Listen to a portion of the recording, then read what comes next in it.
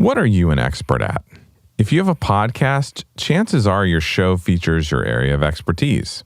But how much do you really know about podcast production?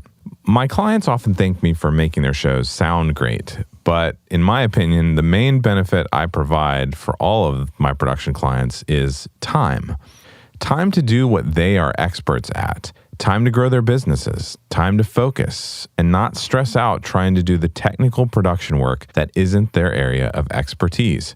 If you have a podcast or want to start one and you're ready to save 3 hours or more each week to focus on the stuff you're an expert at, I'd love to do all of your editing, mixing, mastering, and show distribution for you so that you can focus on growing your community and business. You can find out more at emeraldcitypro.com/services.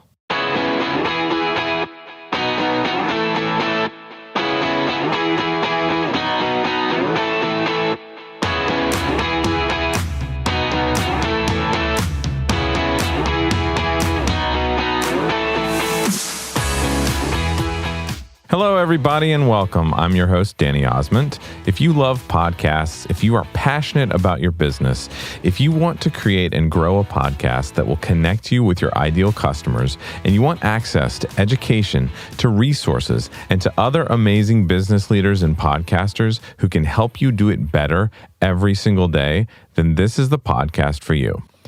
Today, I want to talk about change. Now, as someone who is going through a move right now, change is an everyday occurrence in my life. Change is inevitable. Some changes we initiate and enter into willingly, while other changes are thrust upon us. Changes that happen to us may be desirable or undesirable. All change is a step into the unknown. Changes emerge from a variety of sources, right? Changes in family, changes as we age, changes through the phases of our business, changes in technology, changes in the market, changes in what were once tried and true practices, changes brought on by a significant personal event or calamity, changes in relationships. Whether we choose a change for ourselves or have some change imposed on us, change demands that we leave what we know and move toward what is not yet clearly defined. For this reason, change offers us amazing opportunities for personal and professional growth, but we often miss those opportunities. Here are just a few reasons why. We might buck or balk at the change. When we actively resist change that is unavoidable, we're prone to fight, kick, grumble, and complain about it. If the change is truly inevitable, then this negative response only serves to prolong our misery and hinder our growth. This response also makes us difficult to live with. We may blame others for the change. If what we perceive to be negative change is forced upon us, it's easy to resent those who imposed the change. Our resentment can evolve into anger, holding grudges, and broken relationships. Our dark responses place us in a thick, gloomy smog that prevents us from seeing or dealing with the situation clearly. We may retreat from the change.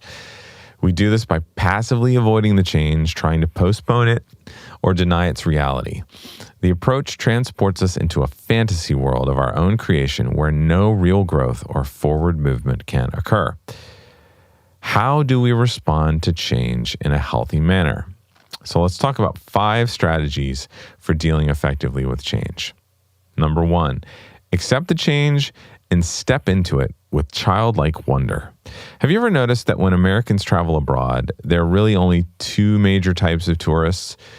On the one hand, are tourists who want to experience their host country by retaining as much of America as possible.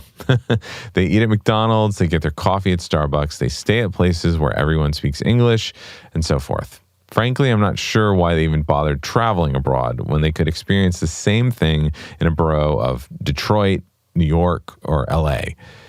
The second kind of tourist studies the language of the host country before they depart. They seek to stay in out-of-the-way places unfrequented by tourists.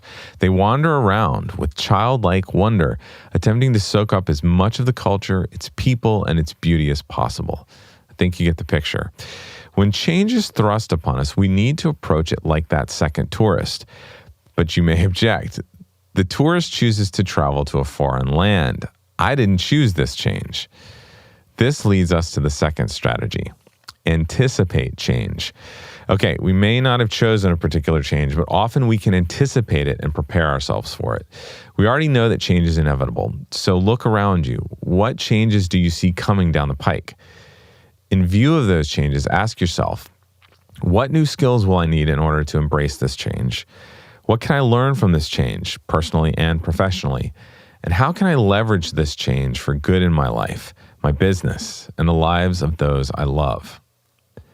Now, the third strategy, assess the change.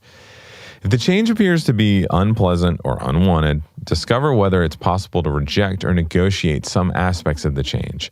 Then embrace what you cannot alter and make the best of it. Stephen Covey lists fear of change and postponing improvement as one of the 7 habits of ineffective people. Now, strategy number 4, allow time to grieve. While this may seem overstated, some changes warrant a time of grief. For instance, when we send a child off to college, we're happy for them and their new experience, but we grieve their departure. We may also grieve losing a longtime client to a competitor. Or we may simply struggle with having to leave an old system or process behind. If that's the case, have a funeral for it. Celebrate its past service and put it to rest. Doing so will help you move on and embrace the new change.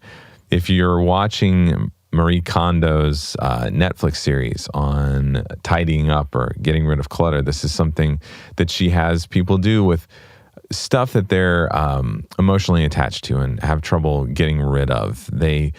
You thank it for its service and then let it go. And finally, the 5th strategy, advance as a change agent. Whenever possible, initiate change instead of having it imposed on you. This puts you in charge. Constantly watch for ways to improve what you're doing. Are you currently using 2 apps that could be replaced with 1? You know that weekly or monthly task that takes so much time? How can you complete it more quickly and still do it well? When you hear yourself complaining about the way something works, why not improve it? Maybe there's a routine task that you loathe. Find someone else to do it. Let's face it, things would get pretty boring without change. Don't let change get you down. Promote it, embrace it, and grow by it. So, there you have it.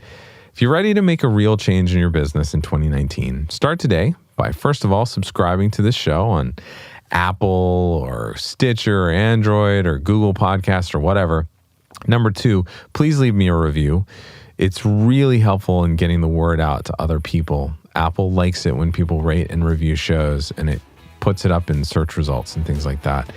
And number 3, share it with a friend, a colleague, a coworker who you think would enjoy my episodes. So that's it. I look forward to seeing you next week in the next episode.